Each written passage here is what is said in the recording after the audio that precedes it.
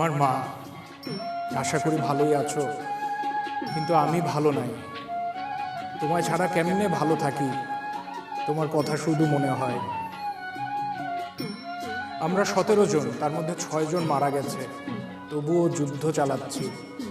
শুধু তোমার কথা মনে হয়। তুমি বলেছিলে, খোকা ওরে দেশটা স্বাধীন আইনা দে, তাই আমি পিছুপা হই নাই, হব না, দেশটাকে স্বাধীন করবই।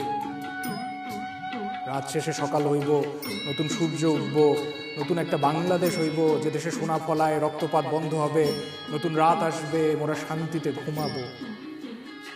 আর যদি তার আগে আমি মইরা যাই, তবে তুমি দেখবে, গোটা দেশ দেখবে, একটু আগে একটা যুদ্ধ শেষ করে এলাম, এখন আবার যাব। বাবা ভালো থেকো। নয়ন ভাই আমার বাংলার পতাকা হাতে নিয়ে উড়াবে। বোন ময়না, মা বাবারে ভালো করে দেখো। আর বেশি দেরি নাই, আমাদের দেশ আবার স্বাধীন হবে। আমি বাড়ি ফিরে যাব।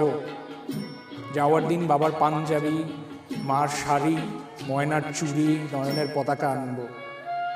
শুধু আমার জন্য দোয়া করো না, সবার জন্য দোয়া করো, যাতে দেশটা স্বাধীন হয়। আর বেশি কিছু না, এখনই একটা যুদ্ধে যাব। আমার লেখা ভালো নয়, তবু ময়নার দ্বারা শুনো। আল্লাহ হাফেজ। ইতি যুদ্ধখানা হইতে তোমার পোলা নুরুল হক।